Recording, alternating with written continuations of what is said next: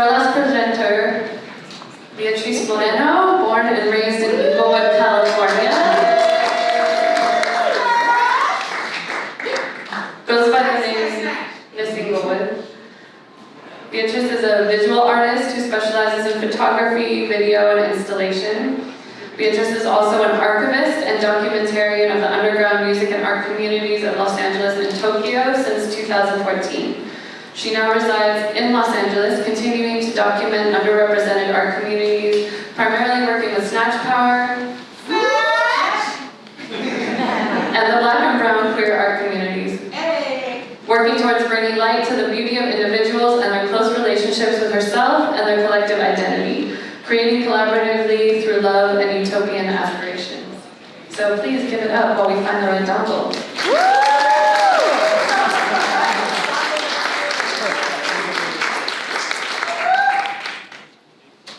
Oh my God. Oh, that sounds real deep. You are significant. Oh my God. Yes. So I'm gonna hold the mic because I don't hold one enough.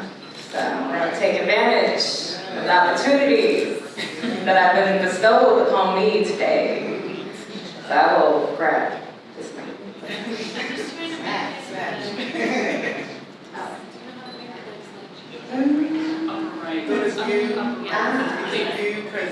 Just collaboration. Yes.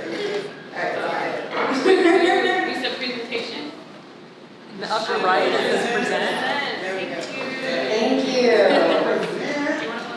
Oh, that Yes. was for some reason while it's excellent. No, I just need to start at the beginning. Okay, so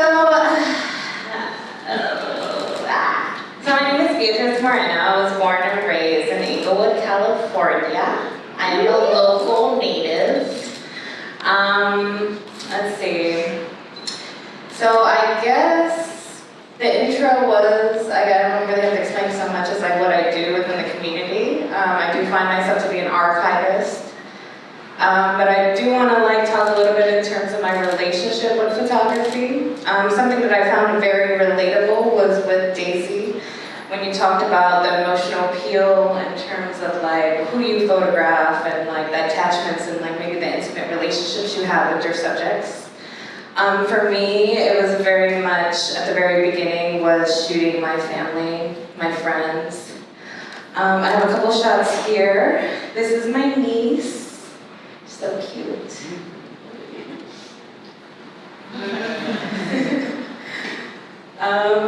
So my family has always been a very big motivation in terms of why I pick up a camera. I started off with film. I worked with film for, I think, the majority of my photo life, I guess. It wasn't until 2014 that I decided to pick up a digital camera. I was very much gravitated in taking photos of my family and my friends, and also I had a big interest in probably pursuing something in photojournalism. And so my kind of style was, I don't know, just kind of, I pick up the camera when I feel like it, essentially. Here's some photos. It was so hard putting photos together. I'm just I have so many over the years. It's I don't even know. I'm just let me just pick up a couple. And so I went to school in Inglewood High School, and then I graduated and went to school in Cal State East Bay, where I studied anthropology, international studies, and I minored in fine art, primarily in photography, sculpture. Well, it's not primarily, but I guess photography, sculpture, paint. I just did a bunch of shit. I was woo, free time, I just do everything. Oh my God, resources. Where the money at? And so I took a year abroad, and I went abroad to Hong Kong, studied at the Chinese University of Hong Kong, studied media anthropology. And I took another semester in India, where I studied international relations. Right after that, I came back and I was you know what? I just want to do art. That's always the only thing that I've ever wanted to do. And so came back and only did that And upon me just kind of finding what it is that I wanted to do with my art, I got in deep, I got a little bit deep personally with music that was happening in the LA area. And so I ran across, just like the underground hip hop community, primarily the Project Blood scene, or people who are currently now coming from the Project Blood scene, and then I find out, oh, my brother's actually really deeply connected to this. I know, Flaco. Flaco. And so, interestingly enough, with that, I actually had a very strained relationship with my brother, and so upon me coming back to LA, the motivation, or I guess like the attraction into these communities had a lot to do with finding a way to like relate or like understand him a little bit more. And so those communities became my family as they had become an extended family for him. Way to go! These are just more photos. So this is actually, oh, I don't know what's happening. Ah, that's actually from Japan. There's some more Japanese photos. And so I have this clip that I actually wanted to show. I think some of you in this room might already know where this clip is. But this is one of the scenes that I documented of them doing a freestyle that includes my brother and some of the other people who were a part of this collective called Death LA. So let's make this big so we can all see it. All right.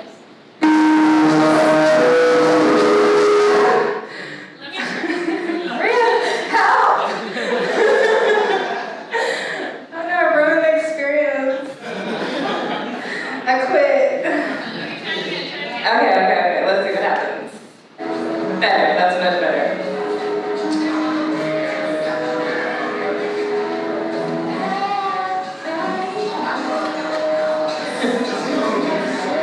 You know, memories. This is like 2015, I believe.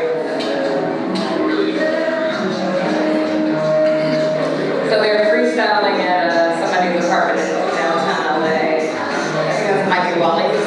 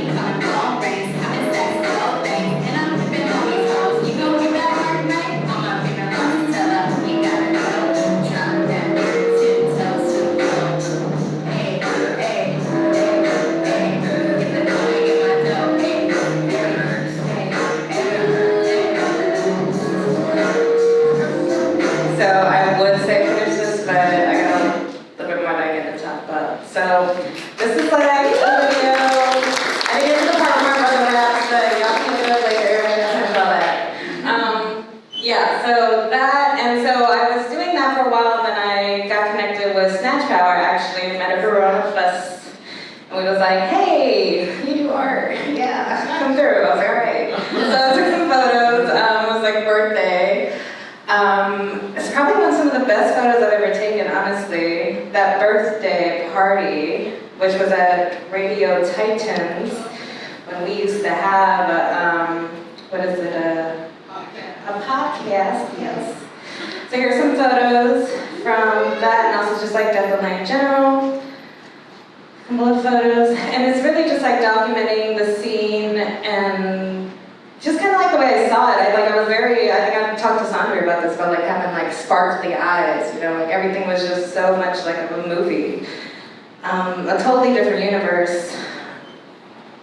But yeah, and these are some visual stuff. So aside from doing photography, I'm also a painter and I do graphic design work, and so I was integrating a lot of that kind of work with the flyer art, and so I was constantly making stuff even without being present in some of the spaces. So I was there, and then I left to Tokyo, where I then did some other work when it came to collective stuff. I was developing a woman's agency called Bay Tokyo with another person from Atlanta, and we pretty much expanded pretty much the same kind of idea in terms of creating utopian spaces for independent artists and an economy, a social economy, to where we can actually live and not have to like succumb to capitalism, or at least have some sort of power within those spaces. And so I worked with them for a very long time. I'm just kind of on my Instagram, because you know what, my Instagram is everything. Like, it'll tell you everything about my life. It'll tell you all my business. And so, just look, like, follow me on this single the plug. So I'm gonna go and I'm gonna show you a quick video in terms of that. Like, I worked with them for 2.5 years in Tokyo. Here are some images, some of the women who we would fly in internationally, either it be from New York, from Singapore, a lot in South Asian and Asian countries, Hong Kong. We worked with Mean Girls Club, other women and femme queer collectives who were pro having these people within the production and like music spaces, all pretty much having that same goal in like creating a social economy. I have a video I'll show you real quick. This one's only a minute, so it's small too. So this one was when we went to Singapore, and we did a collaboration with Atta Girl, another collective out there. Really great girls. Real quick.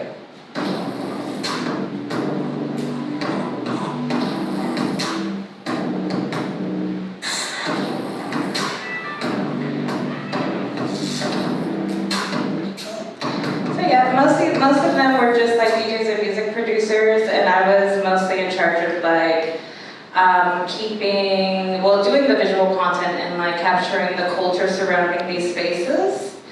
That's pretty much what I've always gravitated towards, are just the people who create those spaces in those moments. And yeah, so like a lot of my photos are here. And then after Tokyo, I came back to LA in 2017, I forget. And so at that point, I came back, and I've been kind of creating outside of that corporate space, because even though we were creating this like social economies, it was still very built upon like a corporate module, like blueprint. And so getting outside of that, it kind of, I just didn't like it so much working with agencies or working, even if you were developing your own agency, there's still a part of you that you have to like be unaccepting of in order to like produce outside for like someone else and be like, have a consistent form of content. And so I just wasn't really into that branding stuff.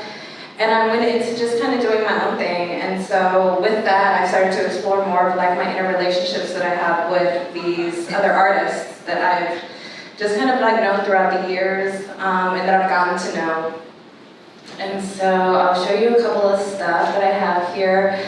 I've been working on a lot of portrait series, like, let's see. I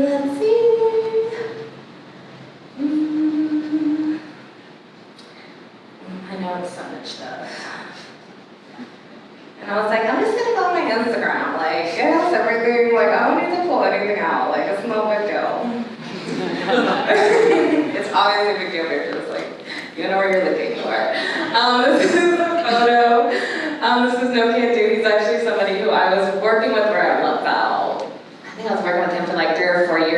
documented him during the last 3-4 months before he had left, what is it called? Low End Theory, because he used to be the host of Low End Theory. And so I got connected to him through my brother because he was actually his best friend. And so I had came back from LA and actually worked on his branding and been doing stuff with him in terms of just kind of expanding, or was doing stuff with him, just kind of expanding on his like visual aesthetic. And so I did these portraits. I really love these portraits that I've done since coming back, and just like kind of showcasing like our connection in terms of like our familiar connection, our family connections. Let me see. I do a lot of stuff as well where I'm using like words that are like somewhat connecting to the photos, but also, I think I've explained this to Rio once, of like using a form of language that's more commanding or blunt versus like having to include like grammar and all these other things, just like message and content and connection. Because I spent a lot of time abroad, kind of like not being able to pick up the language and having to be able to only shout out commands versus like having like an in-depth conversation and filling that kind of space between people, you know. Yeah, so this is a lot of my work. I've been working on a lot of portrait series, and once again, just kind of highlighting the people within the community specifically, and the queer POC community here, music career community. I'm like always around all these musicians, and everybody always asks me like, why don't you do music? And I'm like, I don't know.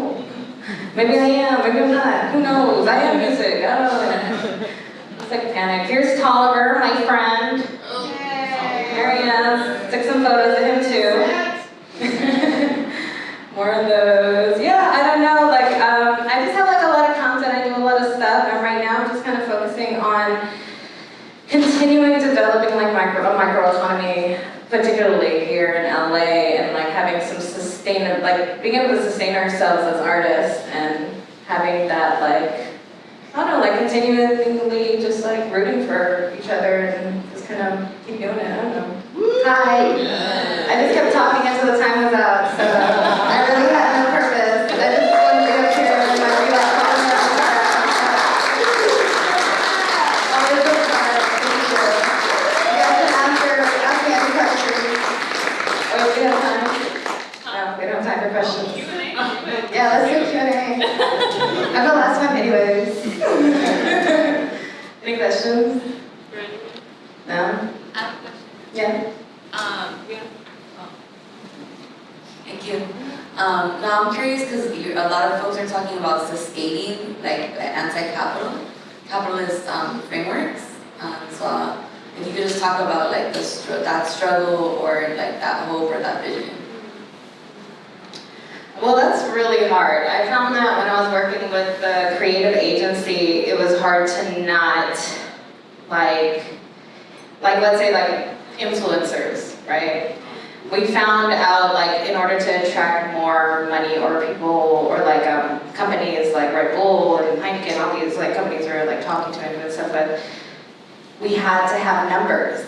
You know, the only thing that the numbers would, the only thing that can reflect numbers were like Instagram or YouTube and all these things. And so we had to bring in people who didn't really have anything to contribute like creatively, but just had like a clout.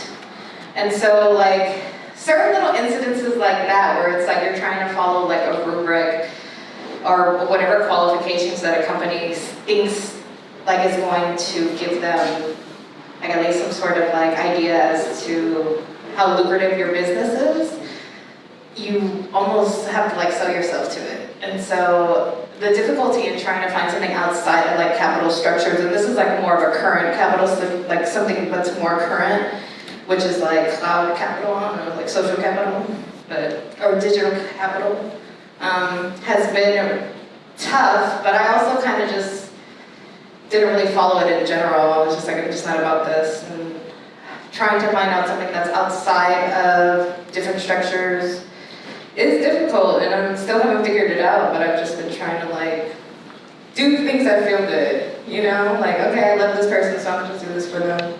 Like a lot of me, it's like just having a skill base of having an eye or doing photo or doing any kind of visual stuff. If I see my friend like, oh, this person needs to have more of this kind of thing that'll actually help them on their digital platform, because I work with like social media people and do all kinds of like curating stuff, or I used to. I can like at least help in that dimension in which like, okay, that can help them with their social capital, that can get them more eyes to look at them. But yeah, it's been kind of like warpy and trying to change it, because you like kind of end up having to do it anyways. But at least using your own skills towards like people that you really care about individually, I guess. I don't know if I answered your question. Did I answer your question? Kind of. There is an answer. There's no answer. I just want to hear your Oh my God, thanks. Anybody else want to I answer? have a question. What's that? So, since you've been archiving for so long, Yes. have you noticed any themes within the underground community or within the city that you can That's talk a good about? question. Themes. There is a very like anti-theme I feel with a lot of these universes. I feel like when I describe LA, I feel like LA is just kind of made up with a lot of like mini universes. And within those mini universes, we talk about people like hyping people up and like, you know, like, yeah, I'm a fan of this person, I'm a fan of this person. So like this person is famous in this little universe. And so, but those little universes become so like so narrow-minded sometimes. And so like to try to find a way to expand outside of those narrow views within those communities has always been like, okay, like how do we use these other platforms? How do we use, you know, how do we socially navigate this in order to like bring in more people without like exerting ourselves or making it, or like abusing our own like talents and like, you know, like Becoming the man. yeah, becoming the man, but not becoming the man. It's so hard to not become the man. Like, I don't know, because you're kind of like brought up to like want to be the man, you know, or like fighting with that notion of like what success is or what it is that you're supposed to like strive to become or be, you know. So like the themes I feel like in LA are just so very like, I don't know, LA is weird. LA is really weird in so many ways. Like you got the little utopians, and you got people who come all the way out from somewhere else and want to create their other utopians, and they're all clashing. It's like all these tribes having fights, and it's like everybody's in a war of like having the light. And it really has a lot to do with like being seen versus having something. You know, somebody could be like so about being seen on the internet and all this kind of stuff, and that'll be all like they're like kind of focused on versus like, are you eating? You know? Yeah, LA has a lot of like weird stuff. Really warpy weird stuff. Yeah. So speaking of how are you eating, I guess I'm kind of wondering, are your friends paying you directly to take these pictures, or are agencies paying you, or like what's the real? Well, I get jobs. I get little jobs here and there. Jobs that are with substantial money. That's one thing. I do not take jobs I don't like or that don't pay me enough. I kind of do what I want. So if I feel like doing something for my friend, I'm gonna do something for my friend. If they want to throw me $100 or something, cool. Either way, like I'm gonna get some other job from some other company that if I've already like built some sort of rapport with. But I have a lot of different jobs. I think for me, I've always just kind of maintained like, or what I'm trying to do is like to maintain my my grasp of my time. And so if I do have a job that allows me that flexibility of being able to be like, I'm not coming in today, you know, I need to nap. You know, I love it, you know, I'll take that. So yeah, I think that's a lot of sacrifice in a sense of my comfort than it is of my creativity and like my independence. And so I haven't joined any other agencies or anything like that, even though it like will bring me more stable income, because I don't want to do something that's going to force, it like kills me to do something I don't like. Especially for like, maybe like I don't support an artist. Like, you know, if I don't support an artist, like if I'm put into a position to where I have to create for this artist, like I feel like that's like so much more on my soul than it is on like any kind of money I'm gonna get. Like, I'll eat ramen for a week, it's not a big deal. I'll go trim some weed because I do it every day anyways. Like, it's not an issue. Like, there are so many ways in which you can make money out here in LA. But definitely it is a sacrifice to your comfort. And like some people just, I don't know, like the check feels good. the check feels good, but, yeah. I'm broke. I'm hella broke. I'm broke, but I'm wealthy, but I'm rich. Yes. Okay, any more questions? Are we good?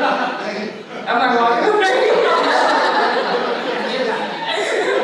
Sorry, I gotta go. What's your cash out? Oh, my cash app. Oh, see, I got a problem with my cash app. I got a credit union, and so they give me a lot of issues with my cash app. We talked about this. Cash out me. I'm good too. Oh, yeah. Oh, actually, I do want to say something. I've been working with Snatch for like about 4 or 5 years.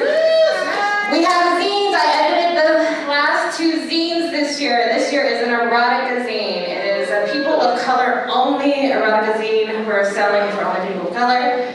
It's beautiful. I love this zine. It's gorgeous. I think you should all take a look at it at least, even if you're not a person of color. You may not probably be able to own it if you're not a person of color, but come look at it. It's great. Spend a lot of time on it.